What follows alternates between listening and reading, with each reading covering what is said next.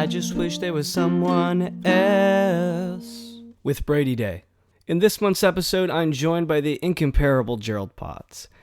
He's a singer-songwriter based out of Charleston, West Virginia, and a longtime friend of mine. We learned about his songwriting process, his love of hats, and why tonight is the night. On Someone Else With Brady Day, we are working together to find the secret sauce of creativity, and how and why creative people make what they make. Here's a sneak peek of Gerald's song, Cold.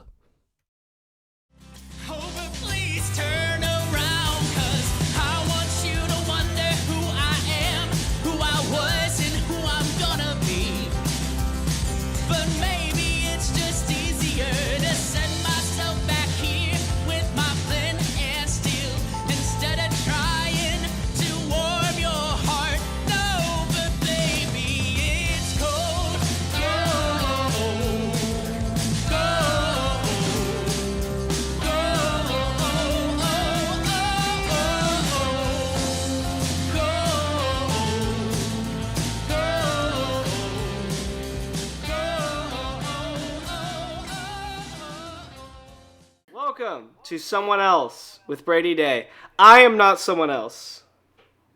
So you can probably guess who I am. You probably guess who I am. Today I'm joined by one of the most humbling artists I've ever had the pleasure of working with and learning from. Having played music his whole upbringing, he quickly rose within the Charleston music scene, playing many live events and busking in his spare time and appearing on the radio and on YouTube and Facebook Live. We love that. Wow. This artist has never met a stranger, is addictive to be around, and is overall an amazing human being. His taste in music is varied, to say the least, and he has one of the most versatile voices in the world, having sung 60s pop, gospel, classic rock, barbershop, punk, country, folk, music theater, opera, and many more genres. Today, I am joined by the incomparable Gerald Potts. Gerald Potts, how are you? Wow. I'm great. I'm all flattered right now. Did that feel like someone reading, like I before the show, I told him I'm going to read an epitaph. Did that feel like an obituary a little bit? He has survived by... I survived by my cats. By his cat's Bones and Journey. We need to tell the Bones story at some point today. I think people would be interested to hear about the origin of Bones. Because Bones is very... prevalent on your social media, I understand. Yeah, She Bones has made is my many daughter. Appearances. She is a cat. You're a proud cat dad. We can open the show with that. You want to talk about Bones? You want to share her? Dude, I mean, she's my kid. What can I say? We no, she doesn't look like you. We don't worry about that. But what year was it? Was it junior year? I think it was our senior year. Was it senior year? It might have been, yeah. So me and Gerald, if you don't know, people at home, most of you should know because it's kind of niche, this show. But Gerald is a singer-songwriter based out of Charleston, West Virginia. He's an amazing friend of mine. We went to college together, and we were roommates for 2 years. And many antics happened. We're going to share some of our in-jokes from our room. I hope that you also don't have share these obnoxious in-jokes. If you want to have them, awesome. If not, live your life and don't share these. But we found a cat one day, which you're gonna share about now. Yes. So I think Rachel saw this cat. Rachel's my wife. She's in the other room. So, yeah, she saw this cat earlier in the day. So we were driving by, we were walking to my car, right? Walking to my car, and we hear this meowing. And we look up, and there's this adorable little black kitten up in the tree meowing. And we're like, well, she's my hand was bigger than her. So basically, we had to not climb up the tree, but climb up and get her out of the tree. So I pulled my 2005 Volvo that's about to fall apart under this branch. Oh no! Whoa! No! Anyways, it's fine. But yes. So basically, we pull my car under this branch, climb up on the car. I yank her out of the tree. She's meowing the whole time, and I'm pretty sure she, cussed me out at one point. But in cat, we got her to the house in cat. It was meow meow something, but I knew what she meant. We all knew. But yeah, so we took her to the house Rachel was living in with her roommates. Everybody loves this cat. Brady actually came up with the name Bones because she was so skinny. And Yeah, I literally yeah, I said so you're a bag of bones, and then I was like, aha, bones. there we Yeah, go. she was so Bones. skinny, and it's a Halloween spooky thing too. The other Oh thing that yeah. is so vivid in my memory about that day was that so I don't think Gerald made the picture clear that he pulls his Volvo underneath this tree. It was a huge tree, and Gerald's very tall. It's hard to tell from the video, but this man is a the Eiffel Tower, Sears Tower of a man, and he's standing on top of this Volvo, which is already a pretty tall car. And he reaches and pulls the cat, and she's clinging to the tree, like in a cartoon. Like her claws are sunk into the tree, and she stretches and comes off. And then this she's probably single digits month old, 6, 7 month old kitten, is like in complete Something like distress, cursing her, like you said. And her eyes were completely like almost sealed shut from infection. She Oh had yeah. some kind of inner eye infection, and she was so helpless and small, and it was heartbreaking. But now this rescue cat is your bestie, and I've interacted with her since now that she's grown up too. She's a great cat. She's very Oh, yeah. Snoopy. When I was in your house, she joined me in the bathroom a couple times. But she Oh is yeah. a good cat. She climbs up on my shoulders like if I'm trying to take a dump. She's right there. I'm like, all right, cool. Isn't it moral support? Don't you feel better having a friend there?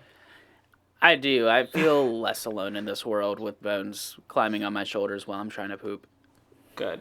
And I assume Bones is doing well, right? I've only seen her on social. On the social. Yeah, she's doing great. I had to kick her out of the room because she will like climb up on things and break things. Start knocking things over.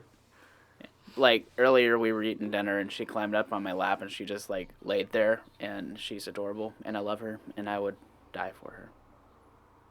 Okay. I also would die for her. I remember we took her to the vet once. We have a lot of stories of just going on an antic and adventure, and no one questions our relationship to each other. Like, I'm engaged and he's married, and no one had ever asked when we were on antics, like, are you together? Like, are you a couple? No one. But we all felt that they were assuming that we were just a gay couple on adventures. Because, like, we went to the vet. We went to the vet when she needed to get, was it shots or something? I don't remember. She was so little. It's something like that. I think she was like her first shots. Yeah. And they did not ask our relationship to each other at all the whole time. We were just two cat dads hanging out. Two cat dads hanging out, having a great time. Two cat dads hanging out. All right, so let's. I want to hear more about your creative process. The point of this show to the people at home is to highlight not only friends of mine who are amazing artists, but amazing artists I come in contact with, and really dig into, because I've had a journey of myself recently of having trouble starting new creative projects, and I'm trying to find the secret sauce of creativity for artists. Okay, I've watched lots of TED Talks where you hear all these very professional people who work in industry and in science be like, creativity is and it's so inaccessible for me, generally. It's very inaccessible because they're in such a corporate world. And you and me are not in a corporate world. We're in a very domestic, everyday world. Yeah. And we both have different relationships with music. So I'm wondering if there's secret sauce, if there's something I can learn from some other artists that are fantastic. If I can hope that an odd pearl or some manna from heaven will fall into my lap if I hear what is in their brain. Okay, so let's get started. We're gonna do. It's gonna progressively get bigger, and we'll talk about different topics as we go too. I don't want you to feel like we are bound to any of these questions. The viewer questions we do have to cover, but nothing else we're bound to. So first off, what is music to you? I mean, music to me is like it's an outlet for expression and a way for me not to just say what I feel, but also say what I feel like I'm supposed to say. I lean into my faith a lot when I'm songwriting, and so that's a big part of it, but it also is a big part of like mixing that with the realities of my life and what I've been through in the past. So do you feel, this is off the cuff, do you feel like songwriting has always been or is always a spiritual experience for you? Or is there ever been a time when you have felt disconnected in your faith in that way when you're songwriting? Honestly, at the beginning, it was just kind of like trying to figure it out. It's kind of like, it's always practice until you get good at it kind of thing. Like, My first songs I wrote, I forced out, like, I'm just trying to figure out, like, what's something that I can do. And now that I've gotten good at songwriting, it is loose enough for me to just be able to just kind of sit and just take in what I'm taking in that moment and put that to music. Awesome, awesome. What is, and you don't have to answer this directly because I imagine it changes, which is why I tacked this on in the tail end of this question. What currently is your songwriting process? And then I have a part two. I get you. Currently, basically, I'll normally have some kind of idea or some kind of influence. I might hear something, I might feel something. It might be a mixture of those two things. And I sit down usually with an acoustic guitar because that's just what I'm most comfortable with. And I just either, a lot of times I'll have like a melody idea come to my head along with a couple of words, and I just repeat that over and over again until I find some cool chords to fit it in a certain way. And then usually from there, I fill out a whole chord progression, or at least figure out what key I'm in, and start building a song, kind of like making a structure and then building on top of that, working more on the melody and thinking of different words, whatever poetry I want to make up in my mind. So Awesome. So you're saying it typically starts as a musical idea first, and then you connect it to a real world inspiration later, it kind or of is starts it different? as it starts as the real world inspiration, goes into musical connection, then goes back to real world. I I understand what have you're to have saying. some kind of inspiration in life to make me want to put the work in, you know? That makes sense. So you're saying there's a catalyst that then Yeah. ignites the rest of the process. All right, all right. And my other question to you, and you kind of answered it, which makes my life easier. How did your songwriting process change, and if so, what were the idiosyncrasies and different things you've tried along your process, and what has served you, and what hasn't served you? I get you. So, a lot of times when I was first starting songwriting, I would get caught and I'd go to like 3 or 4 of my little devices that I had, like that I knew kind of how to start music with. Mm-hmm. So, it would normally, all of my songs would kind of sound the same. Um, when it came to like subject matter, I tried to be deep, but I wasn't. And I was trying really hard to like have songs with meaning. Um, And recently, like, I've realized, like, meaning comes from a song if you just kind of, like, let it happen, not trying too hard. A song doesn't have to be deep, but it can be. A song can be deep to you without sounding deep to other people. And just really trying to get out the stigma of, like, especially with me, I'm an indie folk artist. And I feel like a lot of indie folk artists kind of lean into a certain genre of like writing very poetic lyrics about different things they're going through, which I mean, I know music is poetry, but like it's hard to find an indie folk song that's not deep in some way, and realizing I don't have to do that. Yeah, yeah, and I think that's helped separate you as an artist as well, because you're able to pull from that indie folk pool when it's convenient and when it makes sense. It's almost like it gives you a structure, and then you can Yeah. play and bend and change based on that. And I told Gerald before the show that I had dug on his mother's Facebook page to find old videos of him performing, and I can confirm exactly what you're saying. That there's this vibe of like, and not in a bad way, of wanting your music to have significance. And that's a great desire, but I think what you're saying is it shouldn't be generated falsely. That you're like, this Yeah. song is deep. This song is about being deep. This song is deep. It will change your life. And I like that you're talking about the kind of the different facets of impact with your song. Like, it might be deep to you, but to other people, it's whatever. You know? Yeah. And that's, I think, the most true thing with music. You talked a little bit about this previously. I have found in my life, and I know many other artists have struggled with inspiration for musical pieces. Where do you find your inspiration, and does it change? Like I said before, does it change? Is it inconsistent, or is there a source? Is there a well that you keep coming back to? I mean, it does change quite a bit. Like, but honestly, the biggest thing for me is just looking in front of me. Whether that's literally looking around, whether that's like a figurative thing, like what's in front of me right now in my life, what's in front of me in my mind, spiritually, emotionally, what's going on.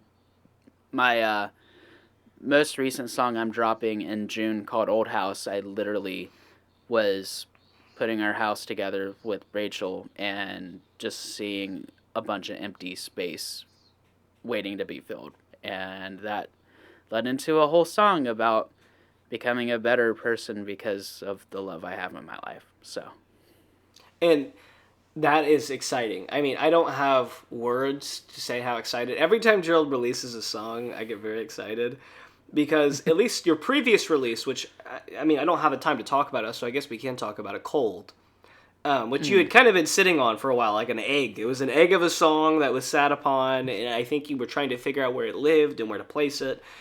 And yeah. I was very pleased that you used it in Somnium, and that I think the only human being other than you that I know of who, for Cold, was a part of the original recording of Cold, and was live at Somnium and a part of that recording at Cold. I have been immortalized in the Gerald Potts canon in two different background roles through it, which I'm very humbled to have been in both background roles.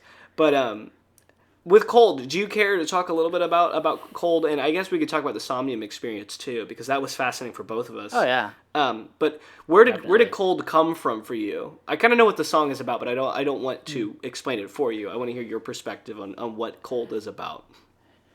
Yeah, Cold for me was honestly my delve into realizing I can just tell stories because I like telling stories. It honestly, it doesn't have any real personal connection with me. Like, I haven't been through, I mean, we've all been through what the character I set up in the song's gone through of, like, wanting to fall in love with someone, but you just can't get yourself to say hi because you're just too scared of everything.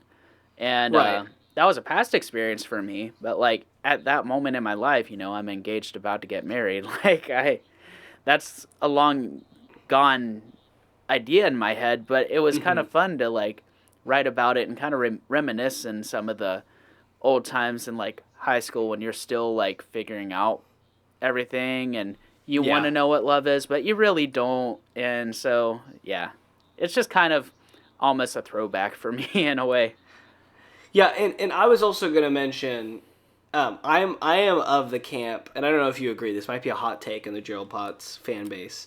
I am of the belief that the live version is superior. I like the studio take on it, and being a part of it, I think makes me like it more than I would have separated. But I really enjoy the live version. There's an energy to it that I really like. Yeah, the live version feels more like I don't know, less manufactured, but it just feels more real of who I am. I was gonna say it feels more genuine, and it feels like you're really getting a Gerald Potts performance. You know, yeah, like I felt more like I was listening to like a live recording of you. Like it feels that way too, which is sometimes rare for live, because like there's some performers out there who are like amazing with what they do, and they sound identical, like pretty much live. It's kind of disappointing. You're like, expecting a different experience. And I'm glad that the experience you bring as a live musician is amazing. And I've always commended you for it because you're a great showman. And I'll talk a little bit about that later. And Cold this is a terrible segue. We're turning it around. Segue. Is a kind of pop folk mixture here, indie pop folk. Is there a genre in your songwriting? And I know there's no correct answer for this, and you're going to say not really, is my best guess. Is there a genre in your songwriting that has served you the best? That you keep coming back to? Recently it really has been kind of a indie folk rock kind of vibe. Because I'm not exactly a guy who can do the really soft vocals very well. I'm more of a powerhouse guy, but I've written a few songs recently where I just really get to go for it. I'm recording one right now. I'm really excited about it. And you tease. I know. He teases us. But I'd say like folk rock really is kind of where I'm settling down in, which makes sense. I mean, I was in a punk rock band in college, and now I'm really transitioning to folk, and here we are. You read my mind. My next question is literally about New Colors. It's about New Colors. Oh, yeah. So I don't know how you did that. That was a great You made my life easier. I wish every guest would do that. Early on in your career, which we just talked about in your college years, you were the front man of the band New Colors. And honestly, so fun to watch. New Colors is an experience. Guys, I can't put it into words, but them as a live band were electric and so much fun to watch, had great rapport and chemistry with each other. And even if you guys... I watched a time where you guys had a smaller acoustic set, and you guys, like, you didn't know the lyrics to, I think it was a Beatles piece. What was it? It's like Come Together, I think. Yeah. You forgot the lyrics to Come Together, and it was 10 times better. Because you're just making up stuff, and your bassist Eli's looking at you, he's like, I guess we're doing this now. And he's just, like, content. It was so fun to watch all you guys go, guess we're going to the chorus now. Bum, bum, bum. It was so fun, and it was so free form, and I like the experimentation of New Colors and kind of what they represented. So I guess my question is, having been the frontman of such a interesting, lightning in a bottle, like, group of odd ducks, New Colors, how has that impacted your artistry going forward? Like, has that had a stamp on your brand, or did you put like, a fingerprint with them? You know what I mean? Like, I already have my brand established. I'm going to join this ship. Or was it this was formative for you, and moving forward, you're going to take some of the pieces you've learned? Oh, it 100%, like, it changed me quite a bit, honestly. Like, I went into, like, college I listened to a lot of Ed Sheeran and Passenger, and that was basically what I did, was just sing a lot of those songs and cover those, which people liked. But getting into New Colors, it forced me to think outside of the box, because I was in the band with Eli Cooke, who is the master of thinking outside of the box. That's all he does. And he's amazing at it. Oh, yeah. He's amazing at it. His songwriting on the album, too, is such a different voice, but it feels still like New Colors, which I think is interesting. Like, I know what songs you have written or written collaboratively on it, and I know what songs he has written on. And it's kind of like you're a Paul McCartney to me, and he is a John Lennon. Like, you have different styles, but you can tell when they intermingle and when they communicate with each other. But yeah, he's amazing. He's absolutely amazing. Yeah. But send me some of his stuff later. I'll plug him. I'll plug Eli. Below. Look do. below. Will do. Eli Cooke. He's from New Colors. Down there. He's great.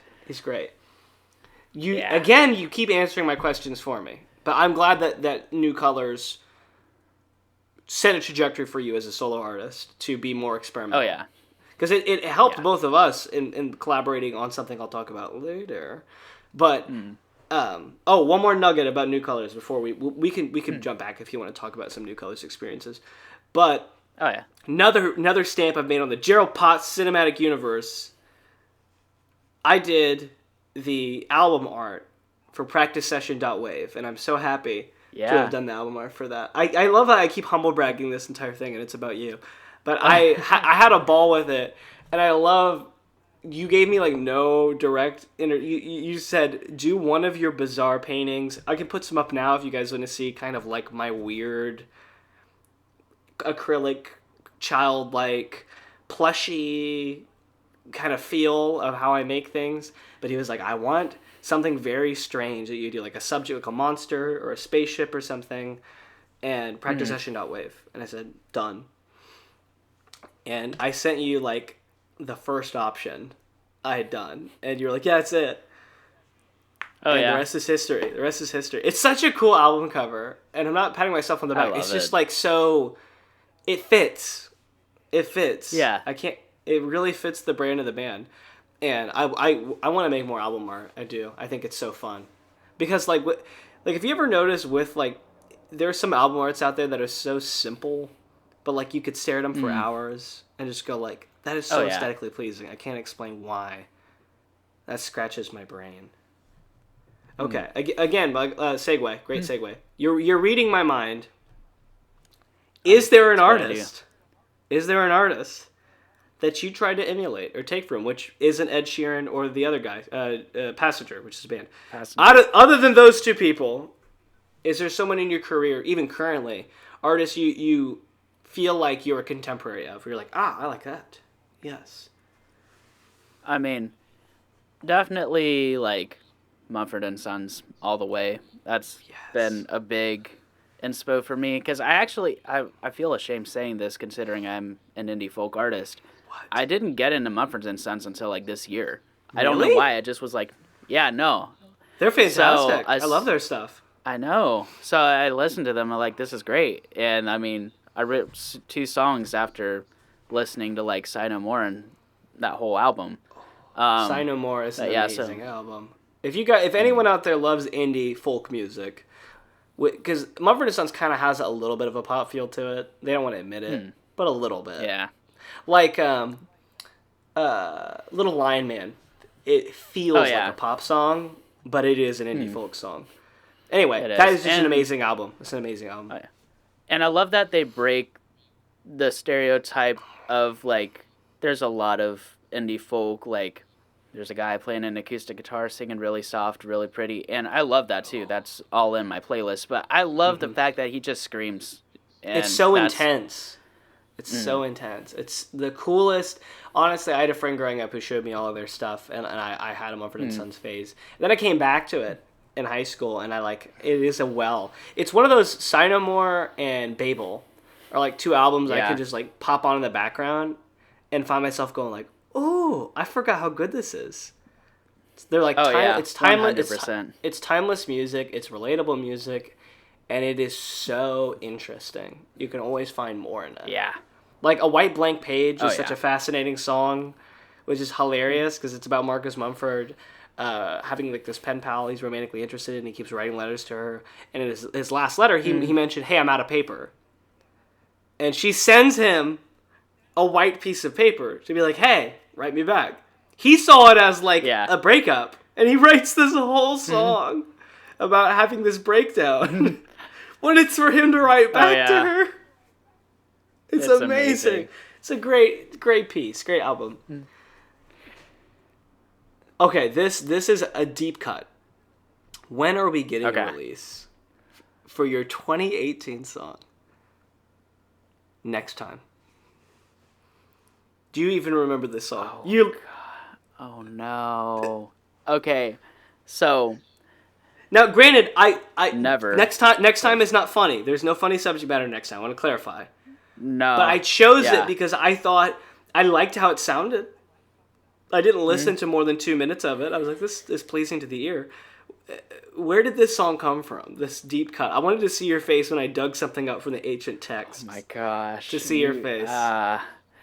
So, Next Time was a song I wrote because I was friends with an artist from here. She's amazing, named McKenna Hope.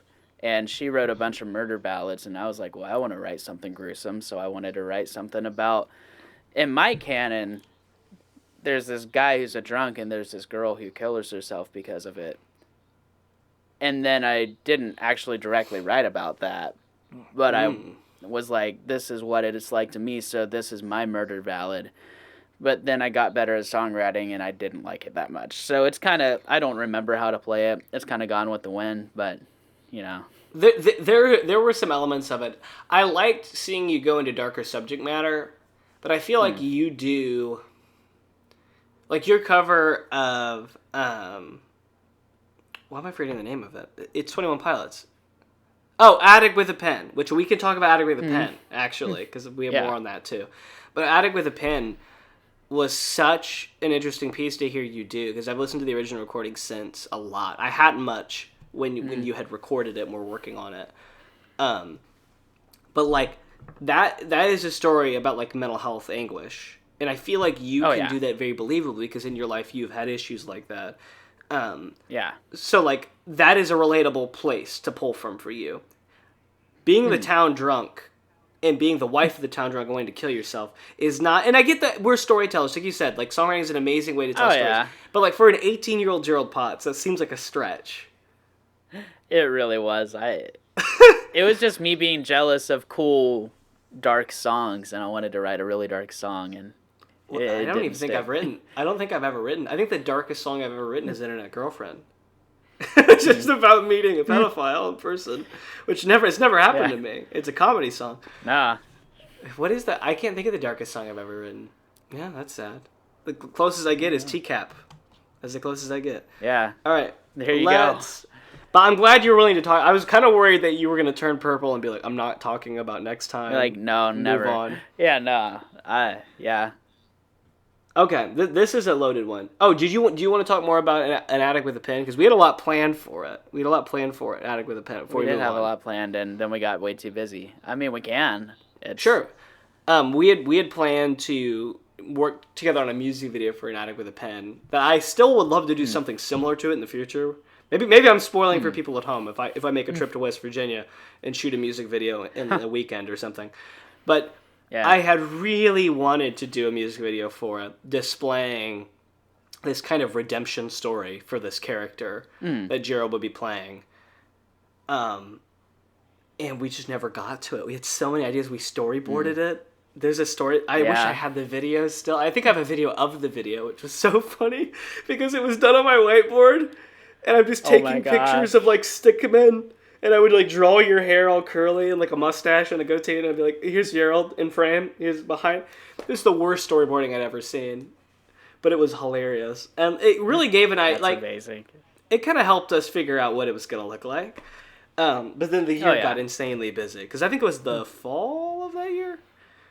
And when we hit the winter, there was no going back. Because that was when we were delirious. We were editing projects together. Staying up till like 4 a.m. getting delirious.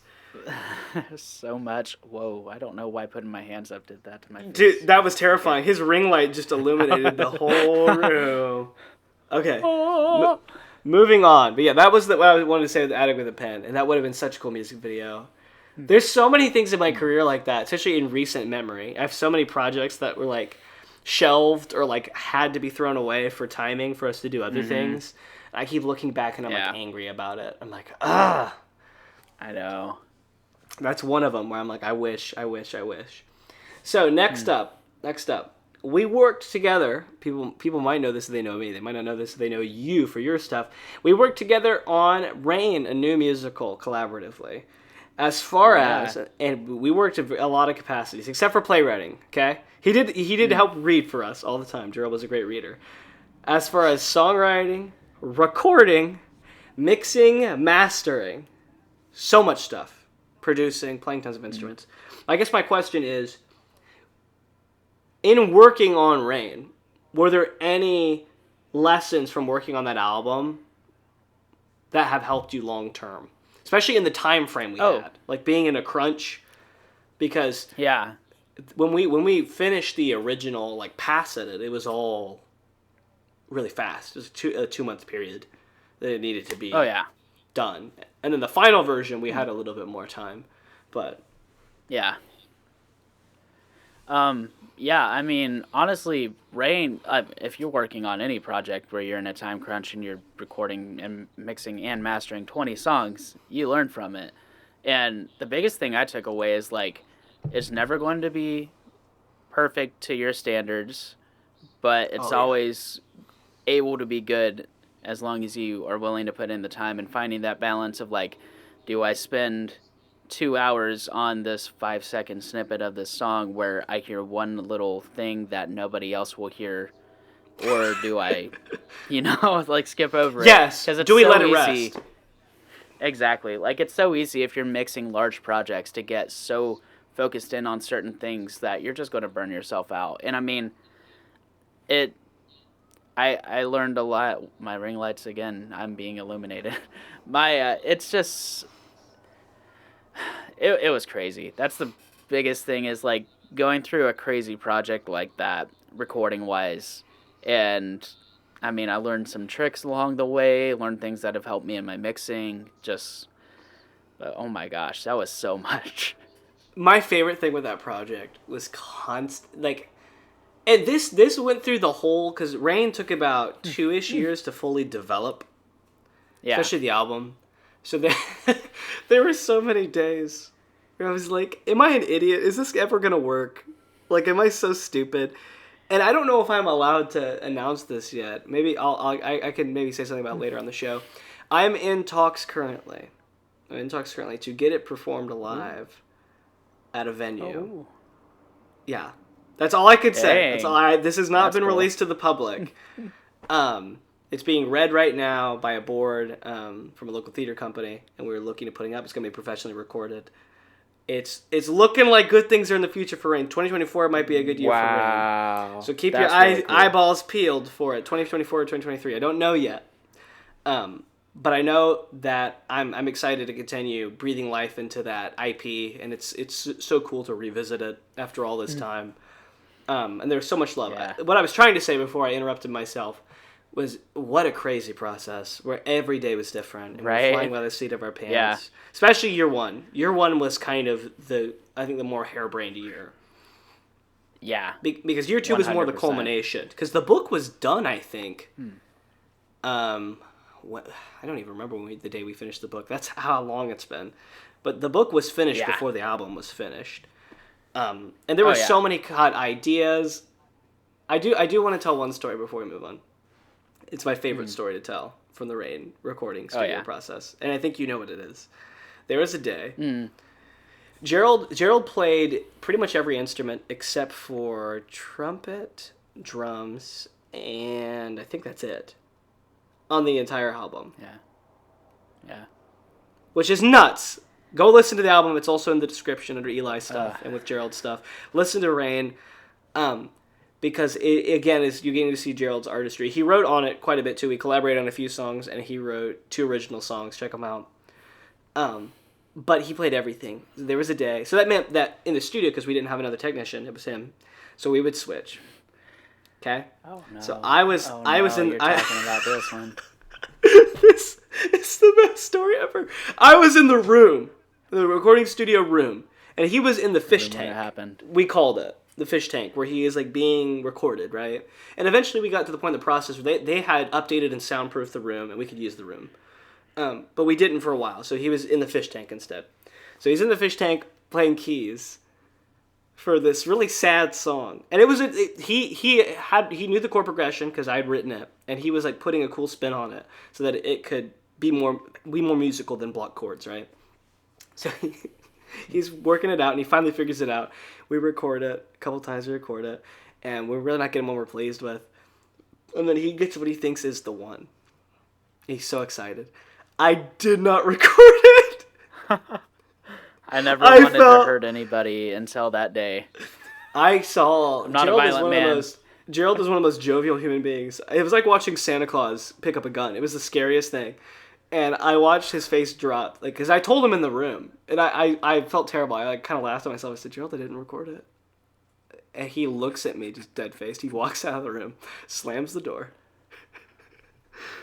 And I just sat there frozen. And Jillian's behind me. She wrote on it, too. She's my co-writer. And me and my co-writer in the room just kind of, like, flabbergasted. She's like, I wonder, do you think he's okay?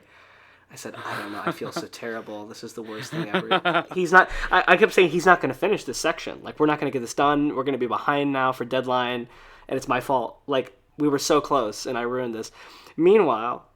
Actually, I'll tell my perspective, and you tell yours, okay? Because it's funny that way. And I'm just freaking out. Eventually, about anywhere from 3 to 7 minutes passed. It wasn't 10. It wasn't that long. But it was a significant amount of time to make me feel bad. It was like a mom. He had left long enough to make me think about what I had done. He comes back in. And he seems a little better. Not back to normal, but like more serious. And he's like, Brady, I'm ready to give it another shot. This one's going to be the one. In 1 or 2 tries, it was the one. I don't remember if it was 1 or 2. It doesn't matter. It was great. And you weren't frustrated. You were very focused, and it was done. Came back in, started working on everything. Totally jovial. Happy again. Smiling. And I'm like, hey, man, I want to apologize again about what I did earlier. I think that was stupid, and I didn't mean to upset you. And he said, oh, it's good. Tell your perspective about what had happened. It was the scariest thing. And he wasn't messing with me. He wasn't messing with me at all. This is all genuine. I forgot what I did, but you just made me remember, which makes the story even better. So, yeah, I get done. I'm like, this is it. I feel great. We're done. And Brady tells me that, and I instantly just want to bang my head against the wall until I can't anymore. So I walk out, slammed the door. I mean, I don't get mad often. I don't like talking about when I get mad, but this is a special occasion. So I walked into a practice room, and for some reason in that moment, what I needed to do to feel better was play When the Saints Go Marching In a minor key as intensely as possible. And for some reason, after that's done, I feel great. I'm like, hey, all right, let's go play this. So I don't know why. College was a weird time. I love that that's the thing that fixed you. I imagine there's a guy in anger management who keeps losing his 1 week chip, and if he had that trick, he would be fine. If he could just play When the Saints Go in minor. In minor, he would be a very functional human being. I just wanted to share that story because it shows the kind of levels of frustration we're under. And, like, how I really ultimately... Yeah, I messed up. It was stupid. But, like, how big of a reaction for such a small thing. Honestly. Because he knew he was going to have to come back. Like, bottom line. I'm going to have to do it later. So, what a fun... there were many days like that. There were days, too, when it was finished and we would dance in the studio and just be so happy that it was done. And I think there's something really fun about working on something like that. So, if you have friends out there and you're an artist, do a big project. Hopefully you'll do it better and more organized than me, Gerald, and my writing partner, Jillian, who's at home right now. We did it. Oh, she's amazing. She helped me out. Gerald's amazing. He helped me out. I was the idea guy. I came up with the idea for the thing, and we built it all together. Yeah. So please, do better than us. Speaking of doing better, are there any collabs? Actually, can we take an intermission real quick? I need to plug my phone in. We can do it. Yeah, we can do an intermission. Okay, we've resumed. We've resumed. Now you got tea. I got tea. You got tea. There was a commercial break there. You guys definitely saw it. I also have... Today's episode is brought to you by Fago Moon Mist. Fago Moon Mist. Is it really? No, but Fago Moon Mist does have a real kick. It's naturally flavored, has 140 calories, and a serving size is only 1 can. Wow. Okay. It's got 40 milligrams of potassium, which frankly to me sounds fake. 35 milligrams of of sodium. Codeine. And 35 grams codeine. Of total. What are they putting in this stuff? This Fago Moon. It will take you to the moon. It will take you to the moon and back. You will be on the moon. Yes. And we're back. And we're back with Gerald Potts. And we're back. It's great to have you here, Gerald. We've been talking about different things today, mostly music, because, come on, this show is about creativity, right? So, we were talking earlier about our collaboration, Rain, a new musical, and Attic with a Pen, and how we never did anything with Attic with a Pen. Are there any collabs? Yeah. Oh, I have one that just came to mind. Are there any collabs you wish we would have done together? Like a wish list of, like... Imagine if you had me for a month with you. If you had, like, Brady Day's brain, all of his equipment in one place, what would you do? I'm just curious. Like, is there anything you wish that you look back on Lie Awake at Night, that would have been a cool thing to release? I mean, there's always songs to write, always things to do. I mean, there's plenty of songs that I'd still love you to sing on at this point that I have in my mind or that I'm working on. I know we started recording a song in college, and then that one kind of never went anywhere, but that would have been cool. It's a good song. It's a really cool song. I wish we had recorded that guy. It's a cool song. You guys can't check it out. I can't plug it, but it was fun to work on. That was the one I was thinking of too, where I'm like, I feel like that's our Moby Dick. Like, that's the one that got away. Oh yeah. And I think about it a lot, wondering what it would have sounded like completed. So, 100%. Oh well. Because on the Rain album, we actually don't sing together. We don't share any musical conversation. We don't. That's sad. Well, Gary, but Gary doesn't count. Gary's just in West Virginia. Gary's just in West Virginia. Anyway, are the people out there aware that you are also a movie star? I mean... They may or may not be. It depends on if they've seen the movie in question. The movie I'm speaking of is Second Chances: A Warm Welcome. Me and my co-writer Jelena worked on Rain, got a chance to create a short film that also functioned as like a sitcom pilot. I'll drop it below so you can watch Gerald Potts' two's performance as the lovable but potentially gun-toting Danny, who is a great character. Who was written for him, which is a rare experience to have to write. Because in Rain, I really didn't write for you.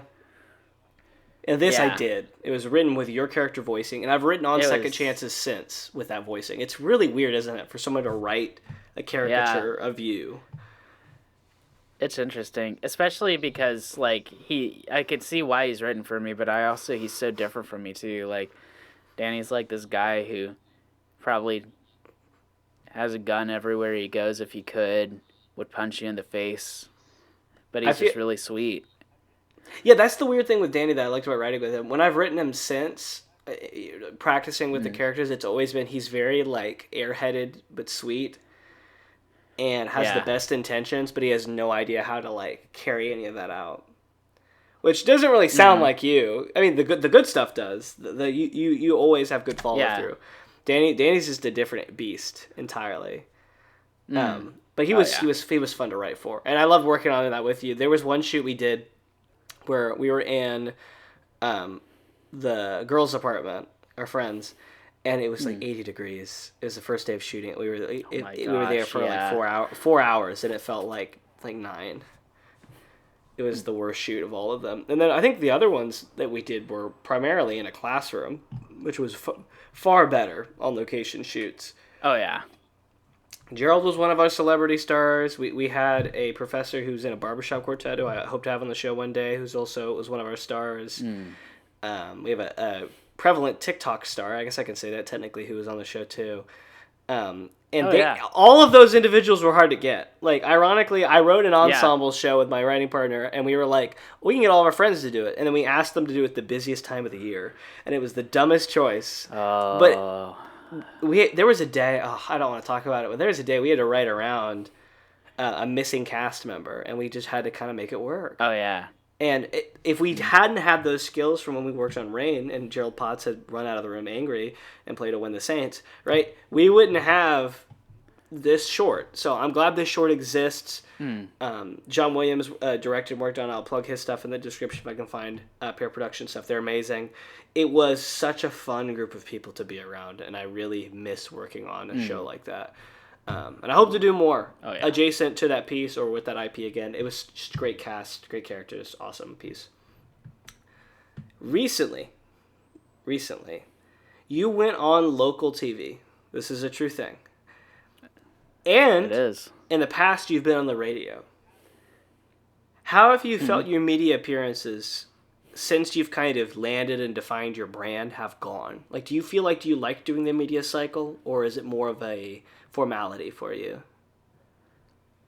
I mean, I enjoy talking with people, whether that be on TV or in a bar somewhere. So, I mean, it's all just kind of whatever I naturally do. I don't try and do myself up too much or anything. I just kind of stick to my guns. But they've gotten a lot better since I did it on the radio at first. I feel like I've gone from being more of a lively person to talk to from when I was in high school, was first starting music, and I remember listening to one of those radio interviews, and literally you couldn't get more than a yeah out of me. Like, they would have all these big questions that I'd be like, yeah, no. That feels like you, though, like, having known you. That kind of, it's a little on brand. It's a little on brand, but it wasn't For a minute, like I thought you were going to say, like, what? For a minute, I thought you were going to say, when I said, that's on brand for you, I thought you were going to go, yeah, and then not talk on it anymore. Yeah. I should have. You were saying something about it being cool, like the, we had a connection, our eyes met for a second, and we got lost in the conversation. You were saying, like, because I know what you're saying, there are interviews with, like, folk artists or musicians who, like, have very little to say, but what they say, what they choose to say, is impactful and interesting. That was not impactful nor interesting.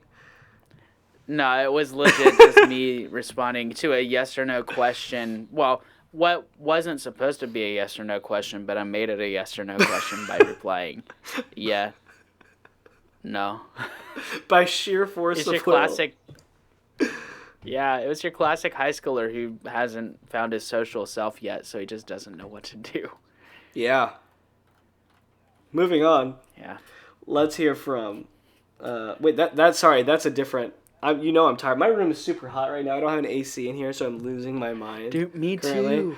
Okay, I'm go. dying right now. I'm glad we were feeling We're the in this heat. together. The let's hear from is from my day job. What's wrong with me? I am melting right now. Okay. Where's my next question? Okay. We talked about this earlier. You've gone through adversity in your life, Jer Bear. You've been through the ringer at different times. You've been through the ringer. How has that the ring?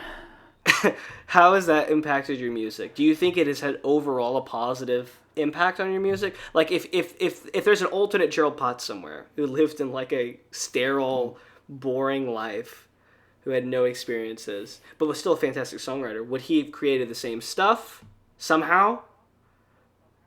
Or do you think, I mean, like, how has the don't adversity impacted your songwriting in a good way overall? Is I guess what I'm asking. You can say no. You can say no. 100%. If you don't have an experience in life that's, I mean, some people can, but like for me, if I didn't have a wacky experience in my life to write about or hard things to write about, then I don't know what I would do. Like, the things that I've been through have defined me kind of as who I am, but I go back to those feelings a lot and those emotions and how I felt in those, and they lead to really good songs. Whether I'm writing angry, whether I'm sad, happy, like they just really push me into really good creative spots, I feel like. So yeah. And I'm glad you're able to find a way to distance yourself from that, like those experiences, but still deconstruct them in a healthy way.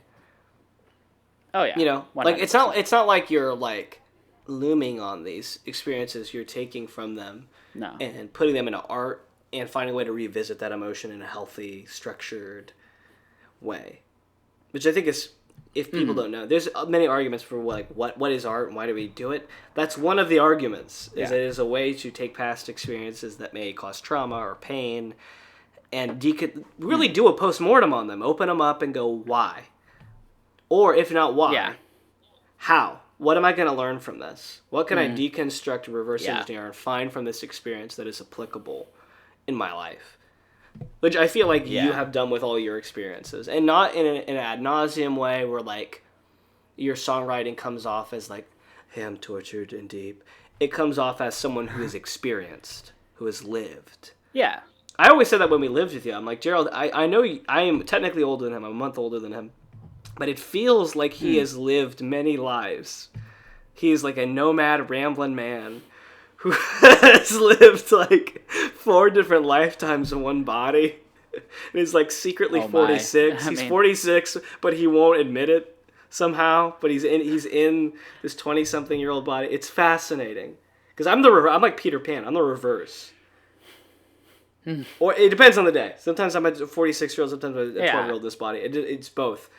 But I just think it's fascinating to me because it's given you this lived-in, genuine thing, and I think that makes looking at your media in general, like not even just your music. Like if I only saw your TikToks of you talking about things, it makes everything feel like it's coming from an earnest, genuine place, and I admire that in your brand. I admire that, and it's not in a fake way. It's not like Patagonia. This is the real Jared Bear. You're getting genuine Gerald Potts, 100%. All right. Yeah, I mean, I try to be real, so I appreciate that. Brought to you by Be Real. If tonight... Oh, pardon me. Is tonight the night? If so, why not? Why is it not the night? Or why is it the night? Oh, no. Oh, no. Is tonight the night? It's not the night. You said... You asked the question, is so no. Tonight. Okay. I've opened Pandora's box. I'm not going to talk anymore on it because I think it's funnier that we don't. I've opened Pandora's box. I cracked it. I cracked the lid of Pandora's cookie jar. Boop, Oh my just gosh. for a second. Tonight Just is for not a the sec. night. Tonight is not the night. Tonight's not the night. For those at home, I'll explain this very quickly. If you say the words, tonight is the night. I had periods. That's not one sentence. Those are periods. That means that is no longer the night. You have opened Schrodinger's box and found the cat No is longer dead. the night. You have discovered. You have answered the question. If you Yeah. say tonight is not the night, it has to be the night. It's most likely that it could be the night. That's the only option that's left. So, True. and also, I just think it's funny to make your friends paranoid and look at them and say, "Hey, tonight's the night." Just say it to them. And they go, "What are you talking about?" And Because it is the funniest, and we got so much mileage out of that joke in college. We got the most mileage did. that is humanly possible out of tonight's the night. I don't know, it's so ominous. It's foreboding. But like having a playful attitude about it is like kind of bone chilling. Like, what do you mean tonight's the night? What are you implying? I don't know. Do it to your friends at home. Tonight's not the night anymore, by the way. I said it now. I let the cat out of the bag. Let the cat out of the bag. It might be the night for you when you're listening to this. It might be the night for you, but it is not the night for us. It might be the night for you, but it's not the night for us. Unless you say it. Okay? You have a lot of power. You do. This was the most obscure You're thing wise I with it. found. Sorry. Oh, no. You have more advice about the night before I move on? No, I don't. Go on. Throw it at me. Whatever you have. Okay, this is the most obscure thing I found in your records. I dug through the ancient Jedi library and I found this. I understand that you did a Chick-fil-A idol competition. Can you tell us more about that? Okay. I can. First off, that's not the most obscure thing. I'll have to. But we'll. I'll So, just know that. I mean, I Oh, don't I know. had a second question. Okay, Okay. sorry. So I understand that you have done a Chick-fil-A idol competition. And you sang Adele there. I have. I sang Adele there.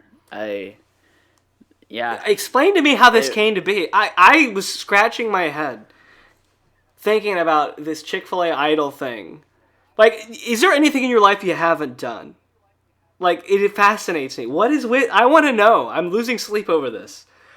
Chick-fil-A idol. Did you win a sandwich? Did you... Like, what's on the line here? What kind of competition was this?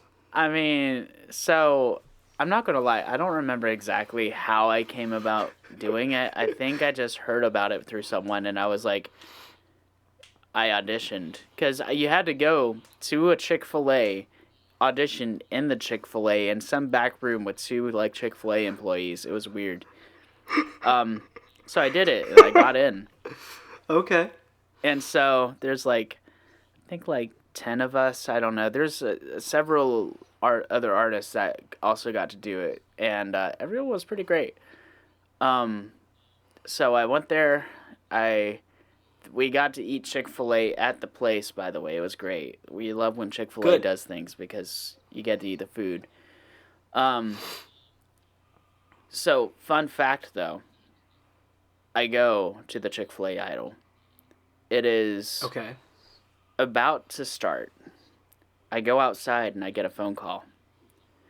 It's my acceptance phone call to Anderson University.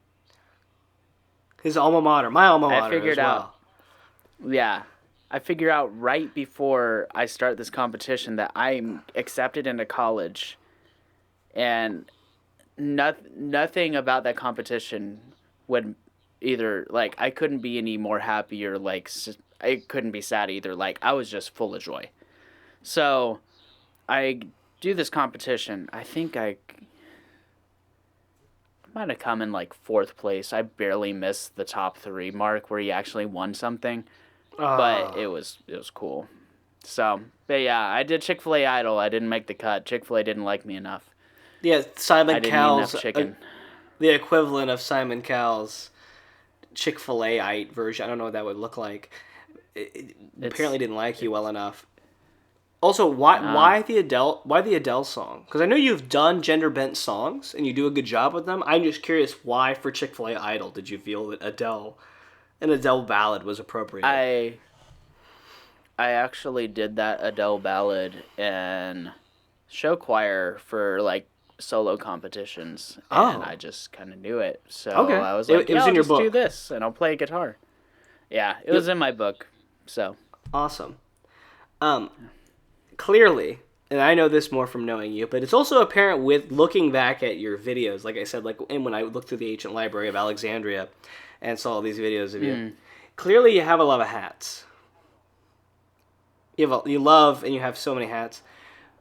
What's your go-to hat? Do you mean like physical hats? Like, no, I'm not saying you're a man of many hats, because that's also true. I'm literally physical. You love hats. I do love hats. More than any man I've met in my life. Like the variety, too. It's not like you're like, oh yeah, I'm a baseball cap guy. Because I know lots of people like that who will own tons of ball caps. Oh yeah. Right? It's ball caps. It's wide brim fedoras. It's cabbie hats. It's like fisherman's like bucket hat style things. It's, I think even I've seen a straw hat. If there is a hat of it, he probably has it somewhere.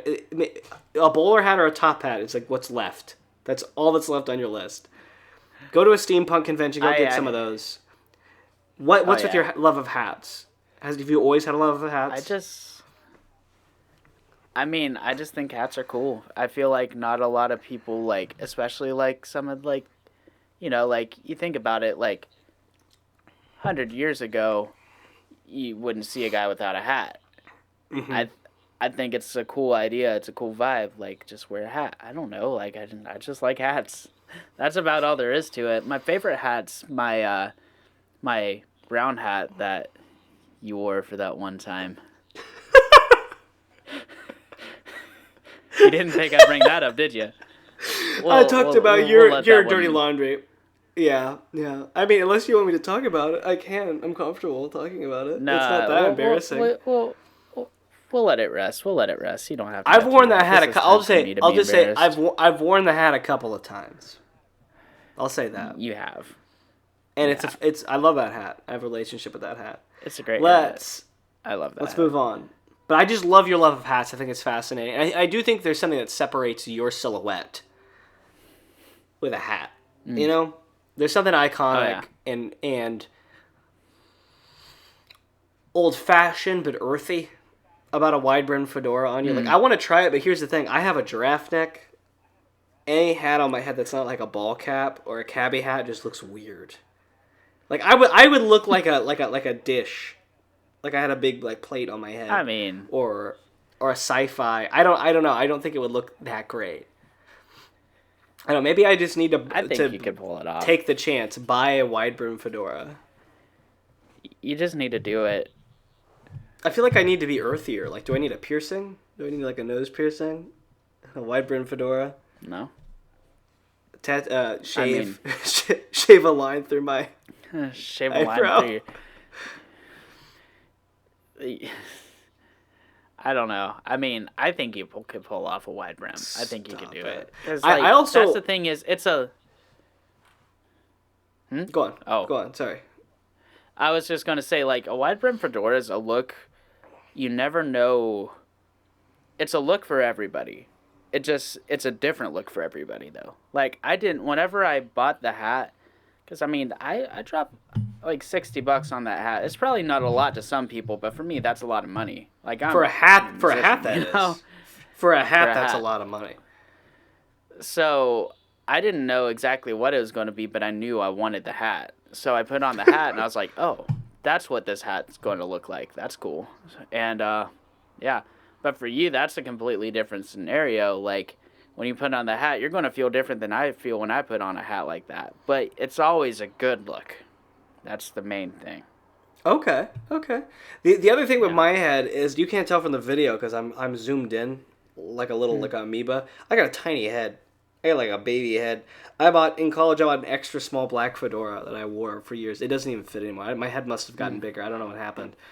But Gerald has a much larger head than me because of my tiny head. So I would put his hats on and they just like billow over my head. I think the only hat I could wear that fit, you had a UFO dad hat. I was like, and that fit. Oh, that yeah. fit me. Yeah. And I think there was one other one I wore that I fastened and it could fit my head. So I maybe my head's not that small. If it could fit in the same hat receptacle as yours. We could fit the same noggins. You know, we got it. What are you working on right now? And I think you already told me, but I want to hear more about it. What are you working on right now?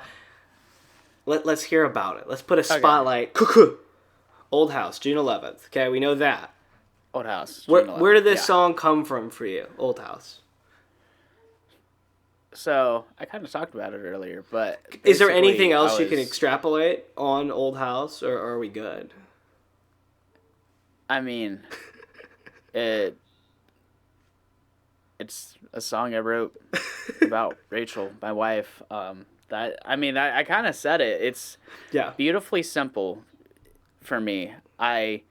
It's not a lot, but it is. And I'm hoping that people, when they hear it, can just settle into that little kind of like cozy feeling of being uncozy, kind of. Like, it's honestly, Old House is a song about love really kind of getting you through, even if you don't have a lot to go off of other than that. Like, Rachel and I have been like, you know, like building our life together in this house that we now have, like, but 2 or 3 months ago, this room that I'm in, this whole recording studio I've set up was literally just junk piled in here. And it was oddly kind of comforting just being in the middle of all this chaos with her, because it's easy to feel like overwhelmed by everything and just being focused on, oh, we have to get the next thing done.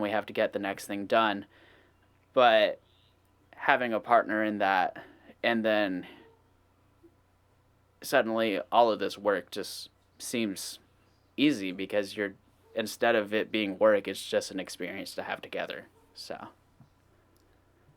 I 100% agree with your sentiment. I mean, I just moved, so I know the feeling of like a daunting pile of things to prepare for a home, and that like, and this is still happening for me, because at least your place was lived in, like you had everything prepared. We run into stuff like weekly where it's like, oh, we probably should have had that when we came here. We probably should have had that. But I will admit, and she's been traveling a lot, she's been gone and not gone, but I agree with you, having your partner there is so much of a rock that I don't think people understand. That is so helpful, and it helps you gain perspective on why you're doing all of this. You know, because like you said, it would be different if you were by yourself. Like, okay, I need to clean out this room and make a recording studio, and then next week and it would seem so big, and not in an exciting way, in a daunting way. And I think love and expectations and hope for the future can drive us to do really cool things. So check out Old House. It will release June 11th. I'll be on my honeymoon. I'll be a little busy, but I will find time to plug it. June 11th. Check it out. Yes. Old House. June 11th. Please listen to it. Where can we find your stuff, sir? Where can we find your stuff? Where are you on the web? So on the web, everything other than my music page, like my Spotify's and stuff, is Gerald P Music. Instagram @Gerald P Music, Facebook, facebook.com/Gerald P Music, YouTube, youtube.com/@Gerald P Music. It's all Gerald P Music. My I'm website noticing a trend is here. GeraldPmusic.com. Yeah. So okay, I'm noticing a trend here. My first name, last initial, Music, all lowercase, no space. If you type that in, you'll find me. If you want to get his phone number, grab your phone, dial Gerald P Music.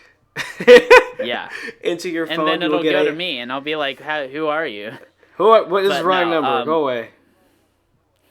But yeah, so I have a website. That's where you can find about everything from my music to my social media to everything, it's geraldpmusic.com. That's the central place to go for if you want to find anything, basically. Awesome. Before we get to I'd like to wrap with your story. Your story that you said was a funny story. I have 2 viewer questions first before we go. Viewer question 1. Yeah. How has your faith journey brought you to this point artistically? I think that's what they're asking, and also just in your life. How has it impacted you? Yeah. As it brought you to this point? Honestly, I mean, my biggest motivation is just really like loving other people and showing God's love to other people. Like, I'm openly a Christian. I believe in God. I believe that He's called me to this career. And I really think the reason for it is just, I feel like there's a stigma people have with the Christian faith that it's often filled with hate and disgust of people. Mm-hmm. And for some people that unfortunately is true. I've seen that a lot, especially from where I'm at, like, yeah, where I'm from. Like, there's a lot of like twisting of theology and beliefs that really turns it into a weapon rather than guidance for love. And I serve a God of love, and I feel like He's truly called me to spread that love in a way where I can reach people that would often reject God or even the idea of God as a whole. And so I just really want to love people like Jesus would love people, like God would love people. And I want people to feel known. I don't want anyone to ever feel alone in anything they're going through. And I'm hoping, like, writing about some of my experiences where I did feel alone can help someone who may be experiencing that and thinking that and being like, well, at least this guy knows. This random guy I found on Spotify or Apple Music that I have no idea who he is has gone through this, and just finding comfort in that, because there's songs where I've had that. Yeah, and being a Christian as well, it's reassuring to hear that this goal of communicating love to your audience is important to you and drives you, and I find it humbling. It's really cool to hear about that, and like I said, that's why I don't really see, not because of your faith, but just why I can't see you writing like a murder spree kind of goofy song, because it doesn't fit your brand of this kind of homey warmth, wholesomeness, vulnerability. I think is a good word for your brand. Like vulnerability. Yeah. And like we said, the mental health arena is more adjacent to that than like, let's do a cool kind of irreverent murder spree song. That's fun. Yeah. But that's not your brand. Is. That's not you. It's not me. And it's not what you project to, even as a being. Even though I think you could do that. I think you could write something fun like that. Yeah.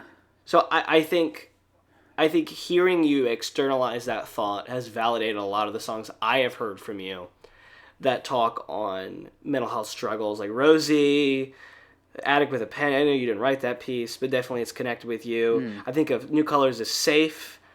All these pieces about turmoil and how you portray it is so interesting and warm and human and relatable. And that's honestly why I want to point people through this episode to your music, because there is an element of humanity and vulnerability and relatability that you don't really get from modern music, that this man it's baked into his bones. Okay? Like I said, it's not manufactured. He's not a Patagonia musician. He is a genuine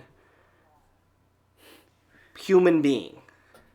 Okay? I let the adjective disappear because you were so happy with how I said genuine. This is a real human being right here, okay? Look it up. Textbook right here.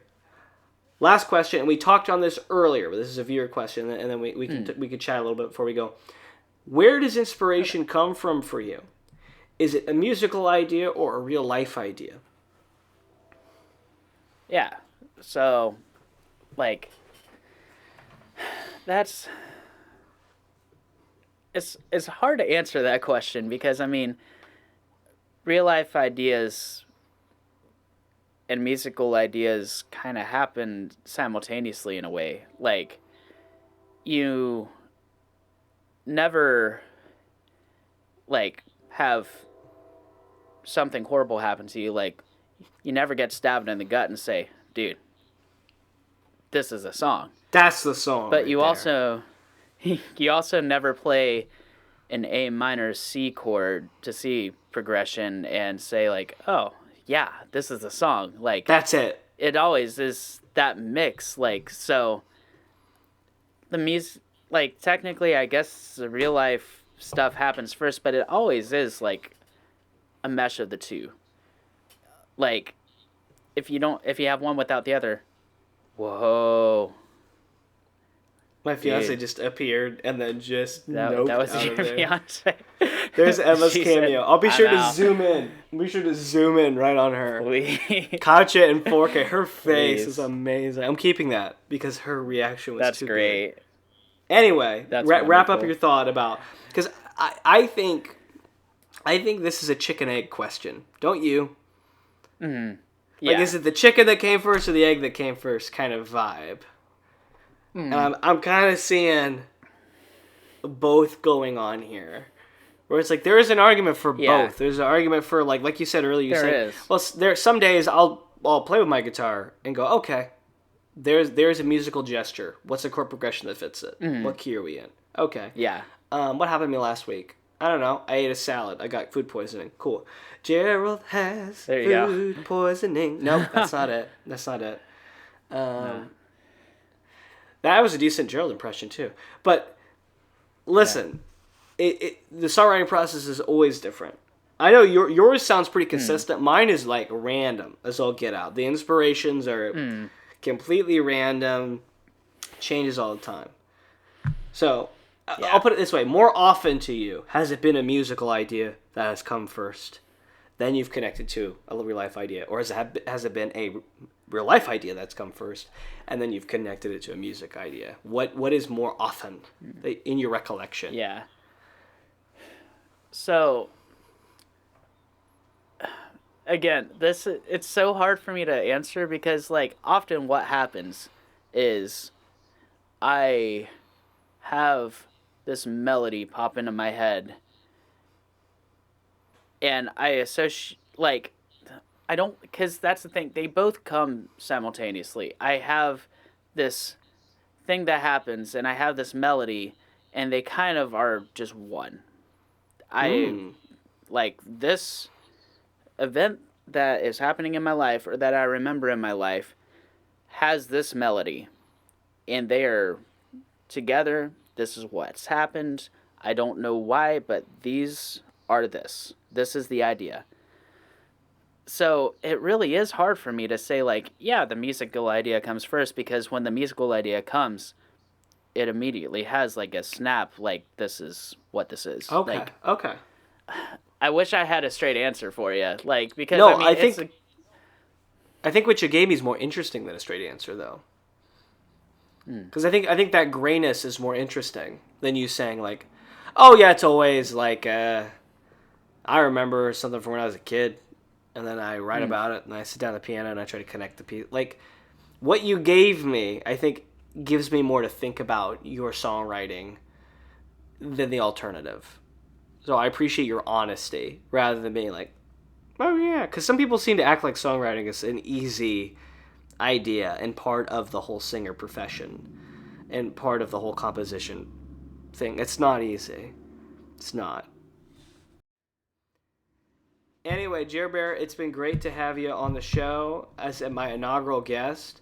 It has been great talking with you. It's been great interrupting you and having to retool in the middle.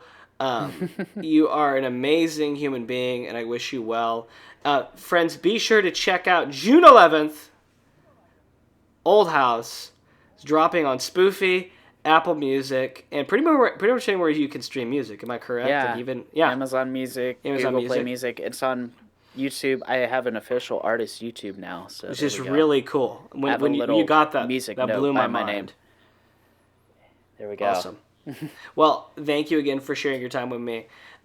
We've had a great time together. I really recommend you check out his stuff. Check out some of his contemporary stuff. I have Eli Cooke stuff below, who is the bassist on New Colors.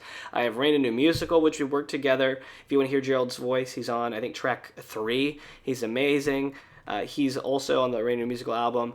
Don't forget, also below, he was in our short film Second Chances. If you want to see Gerald screen presence, he's there. He's just a multifaceted man who wears many hats and wears many hats. Thank you again for spending time with me. Oh, thank you for having me. I miss you every day. So anytime I get to just chat with you, it's great. Thank you. I appreciate it. Good night, everybody.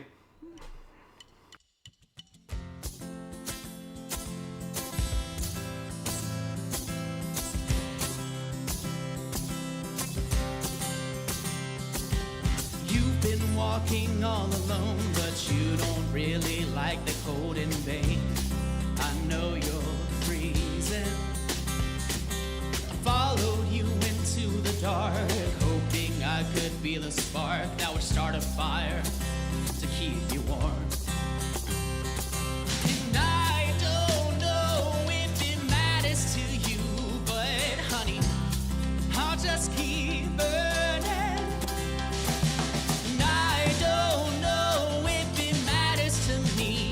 Turn around. Oh, but please turn around.